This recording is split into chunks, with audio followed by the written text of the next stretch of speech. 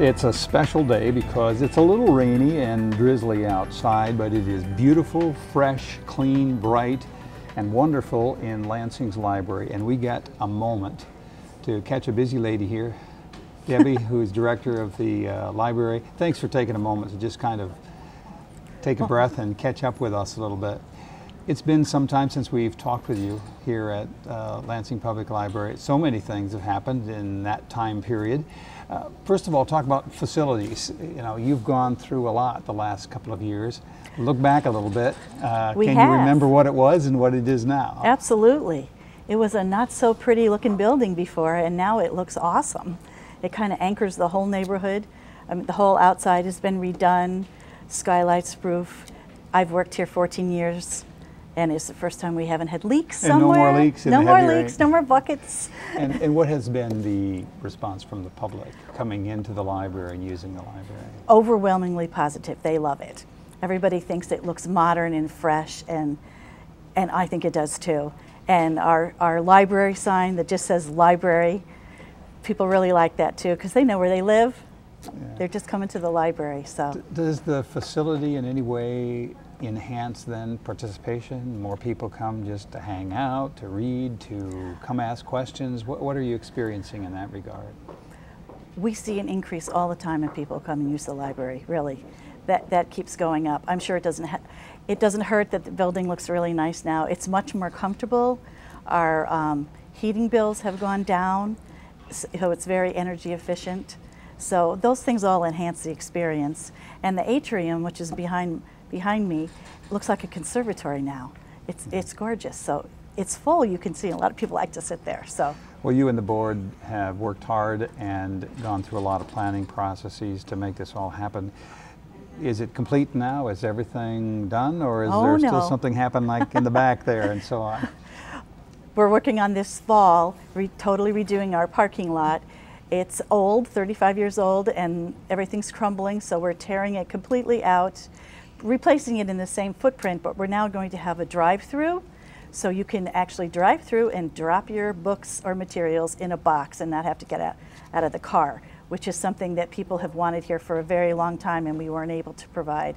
So we're pretty excited about that. So it's not even just a new place to park cars, but you're really redesigning how people utilize the facility, coming in, going out? Yes, you'll be able to come in one way, drive across the front of the back of the building, drop people off, drop your materials, and exit through the farthest entryway the other way. So it should run more efficiently, and if you have people you need to drop off who maybe are handicapped or kids, it'll be very easy to do and safe. Is this process going to take through the whole winter, or do you hope to have it done by the time the snow flies? Hopefully November 1st. Okay. So they couldn't work today because of the rain, but hopefully November 1st. In the meantime, the library is open.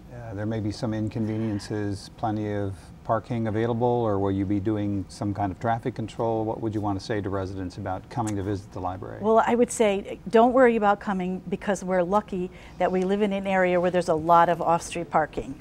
So parking should not be an issue. I was out counting spaces, and we really do have a lot of parking available. You might have to walk a few more feet, but I think it'll work fine. And we haven't planned any really big events so that it would make parking a problem and impact our neighbors as well. So I think we'll be fine.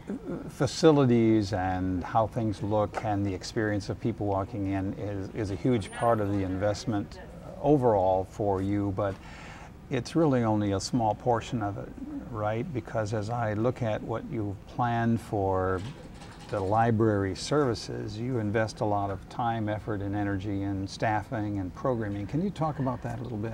Yeah, we do, because you know, books are still important to libraries, but people look to us for services more. Programs, assistance with computers. We have a new bilingual program that we've been doing bilingual story times, working with Elizabeth Bashirs, who works at District 158. She's been coming over about every 2 months and doing a bilingual story time for our Hispanic and bilingual, readers. You mean Spanish, yes, English? Spanish and English. That's the two languages. Yes. At this point. You mentioned that kind of service is important to the residents. Computers. Are computers now, or computer training, or tutoring on software, is that now considered to be more part of a library service in a community? Absolutely. Computers are one of the biggest things that we offer to people. If you want to do a job application now, 99% of the time it has to be done online, and everyone does not have a computer, so they rely on their library. So we're constantly trying to make things better. Sometimes we have bumps along the way, but and we realize that as a staff, we all need to learn more constantly so that we can help people. So we've started offering one-on-one computer services where you can come in and make an appointment with the staff and they'll address your specific problem and you have them for a half an hour.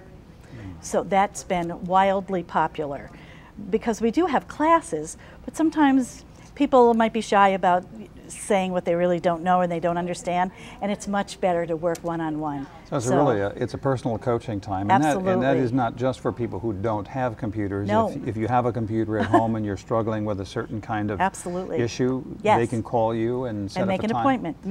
And e-readers even, you know, I got this new e-reader, I don't know how to use it. So all those kind of things, iPads, whatever it is. So yeah, we have had to get way more techie. Speaking of e-reading and books, do you have any statistics or data on how many people are reading electronically versus the old print books, or you don't worry about those things? No, I pay attention to the trends.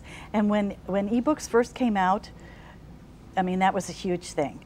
And over the last year, our material circulation has gone down about 5%. And ebooks have risen. But nationally, what they're finding out is it's starting to level off, which is really interesting because people thought ebooks would just keep rising and you know, everybody'd leave our print books behind. It's turning out to maybe not be the case. There's a leveling off going on. Would you say then, as an experienced librarian, that people are actually reading more, having both opportunities, the electronic versions, digital versions, print versions? They can come and read the newspaper in the atrium. Right. They're not reading any less. And I think maybe the young people, because they like to do things on the go all the time, being able to read things even on your phone, which for me would be horrible because it's so small, but I think they do tend to read some more things. So it's a very interesting time in the library world. And at this point, you and your staff are really attempting to stay abreast of the current trends. You wouldn't say that Lansing is 10 years behind the times in terms of its availability and its resources? No, but I mean, that is a really hard thing to do. Like, we need to update our computers. So when is the best time to do that? Do you do it when Windows 7? Do you do it when Windows 8? I mean, all these new things that, again, then we have to teach to the people who are used to our old ones. So it's a really complicated balancing act. And what's right for a community on the northwest side of Chicago is not right for us. We're all in different places, so we try to tailor it to where we are. And it can get tricky, but we try. So we talked a little bit about the new beautiful facilities, and they're new for residents in Lansing who've been here for a while. The library services that you're really focused on, available weekly or on call. What about programs, events? I know that that's been held back a little bit under renovation, and as you're thinking about the parking lot and so on. Do you have some programs that are coming up, holiday, winter, that you might want to just give an advance notice to folks in Lansing?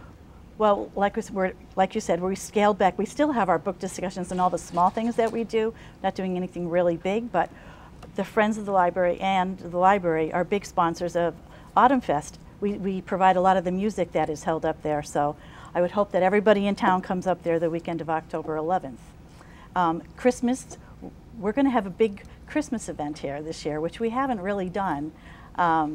For the kids and for families. So everybody want to keep an eye out for that, because that's going to be something new and fun we're going to do. Have the dates been set on that yet? No, okay. But it'll be sometime in December. This is all granted the parking lot's done, but it should be. So those things.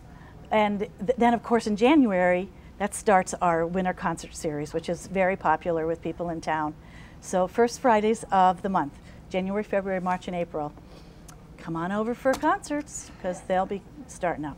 The average person probably never thinks of the library or associates the library with music events or concerts, whether they're small or large. The fact that the library is, may I say, investing in promoting the music side of the Autumn Fest, how does that work in your own philosophy here, Debbie? Is that music and reading, and is it part of the arts or culture? Talk about It's all of those things, and it's the library as not just a place for books, it's the library as a community place. This is a community place. A lot of different things should happen here, and we try to foster all those different kinds of things because people need gathering spaces, and we're a perfect spot for that. So that's why we try to do, you know, some things that are out of the box. And if you're out at a community event at Autumn Fest, wow, the library is sponsoring the music. Gee, what do they got going on over there, you know? I mean, that definitely piques people's interest. That's your hope. And they come and say, whoa, look at all the things happening at the library. Well, we'll start calling you the area director of music as well as director of the library. But you know, there may be a lot of folks who have been watching this now for the last few minutes and say, you know, I haven't been to the library for a long time. I ought to come check that out. What would you like to say right now to the Village of Lansing residents about their library and using it? Well, number one, it is their library. We try to have things available for everybody here. We're about books, we always will be, but we're about computers, we're about music, we're about movies. People don't realize that we have DVDs to rent.